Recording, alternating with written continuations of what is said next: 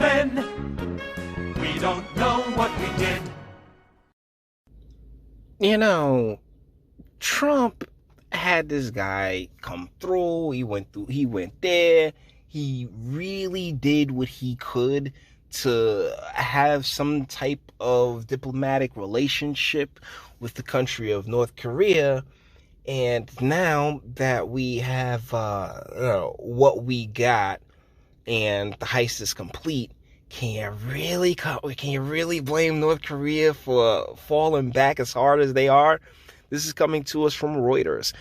Exclusive. North Korea unresponsive to behind-the-scenes Biden administration outreach. This is written by Phil Stewart.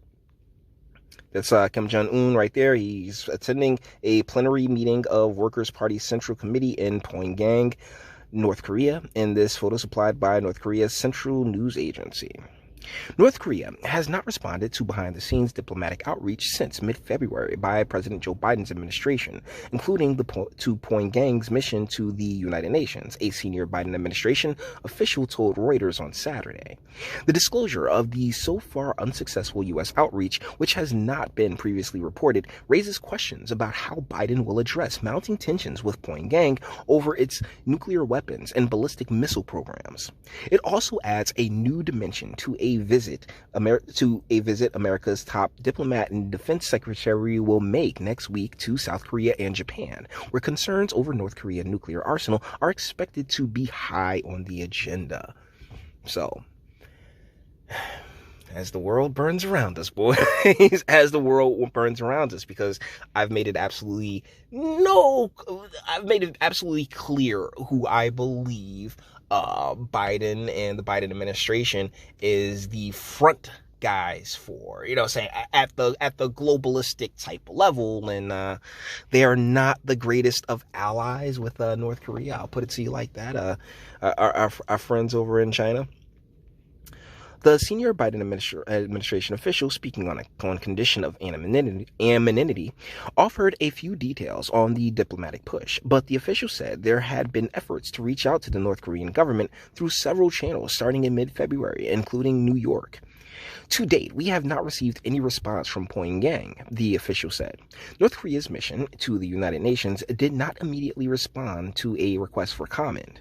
The Biden administration so far has been cautious in publicly describing its approach to North Korea, saying it is carrying out a comprehensive policy review following former President Donald Trump's unprecedented engagement with North Korean leader Kim Jong-un, which I mean, we're still here, right? So it seemed to be working, yet, oh my goodness, we just gotta dump Trump, and the TDS of the media and the elected class and the, those far more susceptible to the fear-mongering, the CV fear-mongering is palpable. Trump's efforts failed to persuade North Korea to give up its nuclear weapons, but it was never about the overarching goal. Like, you ask for a lot and settle somewhere in between, and the settling is, hey, let's chill, let's have some kind of some common ground that we can sit on and talk and relax, and you do your thing, we do ours over here. But now that those other guys are running the show, you can't really knock them. It wasn't like I think that's one of the more interesting things about our politics and, particularly presidencies and the like, is that, it doesn't last forever. 4 years, relatively speaking, actually isn't that long of a time. So, and when you're a leader, you're trying to balance the present and the future all at once. And so, once again, it was never like anybody with any kind of sense knew that North Korea wasn't gonna stop their nuclear weapons processing because of exactly what happened, where he's like, Trump isn't gonna be here forever. And the thing is, right now, Biden's not gonna be there forever. And then when Harris eventually takes it, Harris won't be there for forever. So when I always tell you boys about being patient, that's a big part of it, because, long-term planning is far more important than I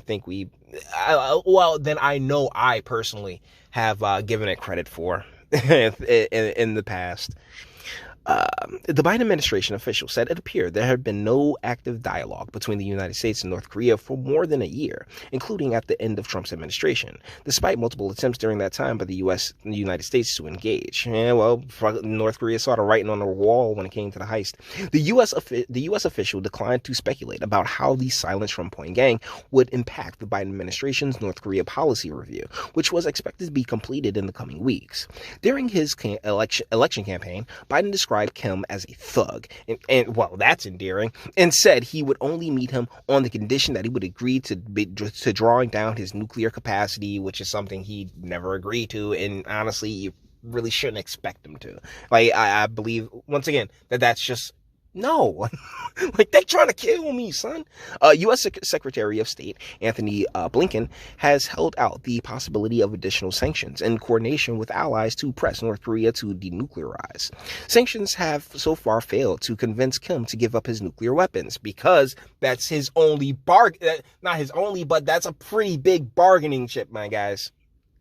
Blinken is slated to host the first face-to-face discussions between senior Biden administration and Chinese officials on March 18th in Alaska. The Trump administration accused China of failing to enforce sanctions against North Korea. A confident UN report found that North Korea maintained and developed its nuclear and ballistic missile programs throughout 2020 in violation of international sanctions, helping fund them with some $300 million stolen through cyber hacks.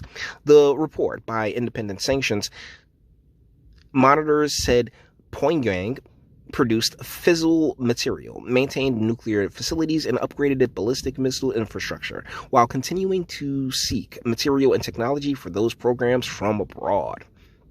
So, once again, it's like, I'm not sitting here like sympathizing with Kim Jong-un or anything else like that. It's just a matter of being practical and seeing, like, like, hey, being cautious and worrying about, your state, your country, and the like. So we'll see how it all plays out. But for those who are just like, oh yeah, like Trump took a bad approach. Well, it was an approach. It was something he tried.